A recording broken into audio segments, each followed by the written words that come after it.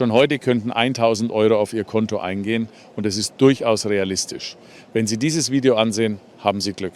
Sie gehören zu einer kleinen Gruppe ausgewählter Personen, denen diese Möglichkeit offen steht. Mithilfe unserer automatisierten Plattform können Sie im ersten Monat mehr als 35.000 Euro verdienen. Keine Vorkenntnisse, keine komplizierten Verfahren. Das System arbeitet vollständig automatisch und lässt Ihr Kapital mit jeder Minute wachsen. Dieses Angebot ist zeitlich begrenzt und auf eine bestimmte Teilnehmerzahl beschränkt. Nicht jeder erhält Zugang dazu. Sie sehen dieses Video, weil Sie ausgewählt wurden. Bereits am Ende des Monats werden mehr als 30.000 Euro auf Ihrem Konto sein. Das garantiere ich Ihnen. Falls Sie in der ersten Woche nicht 7.000 Euro verdienen sollten, zahle ich Ihnen persönlich 30.000 Euro als Entschädigung. Um loszulegen, registrieren Sie sich über den unten stehenden Link und halten Sie Ihr Telefon griffbereit. Einer unserer Mitarbeiter wird sich mit Ihnen in Verbindung setzen, um Ihr Konto zu aktivieren und den Prozess zu starten. Die Möglichkeit ist da. Jetzt liegt die Entscheidung bei Ihnen. Okay, so let's start with the discussion in that case. The discussion that I will try to follow today is under the worksheets, which is at the end of your modules on Canvas. It's called Worksheet 1. It looks like something like this.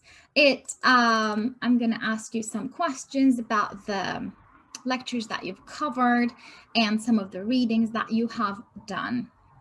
So the first question that I want to start discussing with is Netflix's strategic positioning. I'm aware, or I'm pretty sure everyone has had Netflix before or has some friends that use Netflix as a streaming service or currently have Netflix.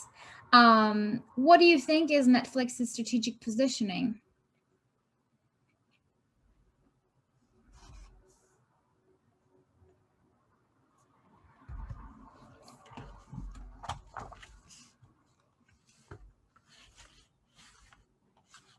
We can also start with the second question, which is a little easier to answer.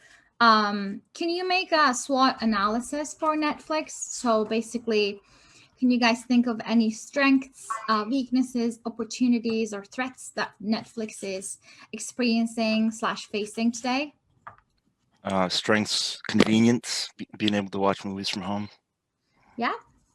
Cheaper than cable. Yes.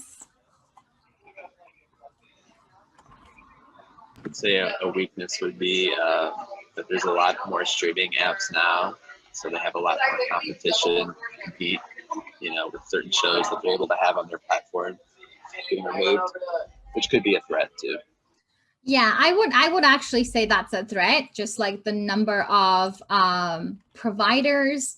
That wouldn't have been a problem for Netflix maybe 5 years ago, but today there is Disney Plus, there is HBO's own streaming service, and a bunch of others that are high in competition with Netflix. You're absolutely right. I think a threat can be like sharing accounts. Mm-hmm. So Karen says people sharing accounts and not pay Netflix for the individual that they are subscribing is another threat because people are not paying for what they're watching. They're sharing accounts. I would say an opportunity for them having the platform. They're able to create original series.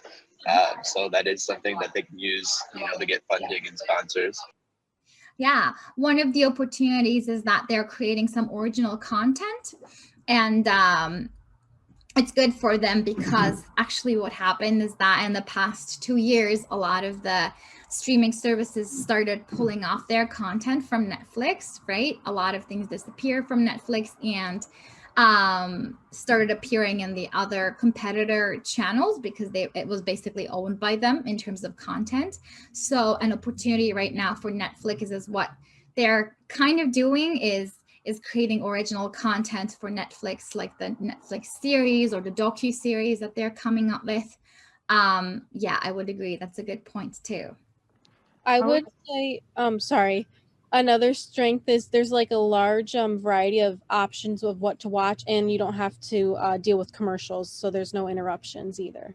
Yeah, Leah is pointing out a really good thing because like Hulu or other competitors have ads in them, even though sometimes when you're paying for Hulu, in the case of Hulu, for example. So Netflix's advantage, which is the strength of Netflix, is that it does not put ads into the shows. So it's continuous experience for its customers. Good point, Leah. Wouldn't because Netflix actually charges extra to have extra users on their platform. Mhm. So wouldn't that also be a strength as opposed to other programs that kick you out if two of you are on the same platform? Yeah. So sort of like a loyalty to their customers, not to kick you off if someone else is using it. Yeah. If you pay that extra $1 or whatever it is. Yeah. I would put it this way. Netflix has different pricing strategies for different users. So if you're a family watching Netflix, then you can pay a little bit extra and have as many users on there as you want. If you are a couple, I'm actually not very familiar with their pricing options, but basically having options for different types of users is a great thing. So one other strength is basically not creating inconvenience for users who want to log on from 3 devices or more, and allowing that to happen is another strength. I would also say a threat could be bundle packages that some companies offer. Like if you have Sprint, you can get Spotify and Hulu for free. Yeah. And then I know if you get AT&T, you can get HBO Max for a certain cheaper price. Mm-hmm. Another threat, as Zaira said, is the bundling of other companies, basically who share corporate power together or who share content. I think AT&T owns HBO or something like that. So basically they bundle, friend companies bundle their products and try to push their product onto the consumer. Especially their competitors who are cooperating with internet providers or other service providers who are already really big in the country, who have a lot of customers, is creating some trouble for Netflix because they don't have a partner that is as strong. So that's a really good point. Another threat is bundles by bigger and stronger corporations.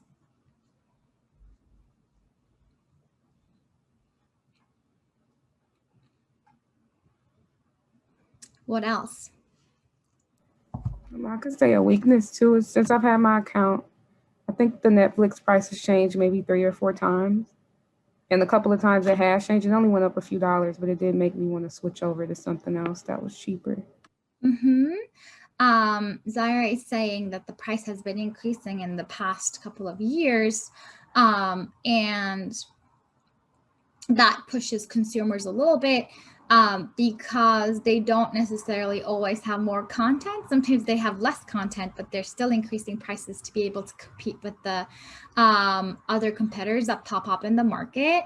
I think currently they are a little bit more ahead in the game with the docuseries or the different series that they're pushing in terms of content. But about 6 months ago, they had a hard time pulling a lot of content out of the site, but still charging consumers more or sometimes equal as their competitors were. And their prices are continuously increasing, which is not great because consumers don't want to pay that much, especially nowadays where we kind of have to subscribe to 2 or more of these streaming services, and it's basically $25 to $50 out of our pockets every month for content. So it is a continuing pain, and it's a weakness of the service that the prices are high and they are starting to hurt the consumers.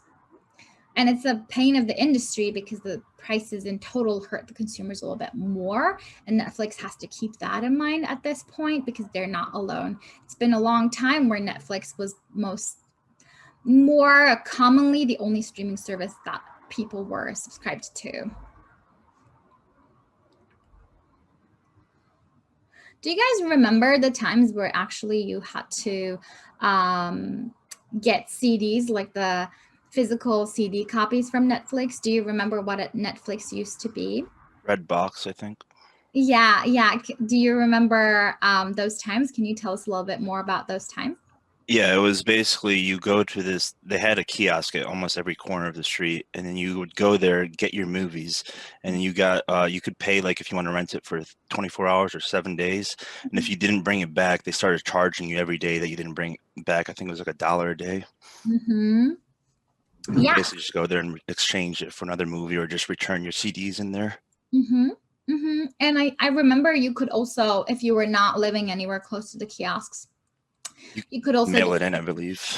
Yep. You could get them to your address, and then you could return them with the label that they sent to you. So yeah, they actually changed a lot from what they used to be. Their whole business model was on convenient movie rentals, right? Yeah. Or entertainment rentals. And with the boom of digital content, ease of streaming from home, and ease of basically being able to store all of these movies, which are really large in storage space, the ease of being able to store them on the internet and people being able to stream them whenever they want to, the whole business changed from movie rentals, hard copy rentals, to streaming services. And I forgot who mentioned it, but initially one of the first comments was that convenience from home, convenient entertainment from home is one of the strengths of Netflix.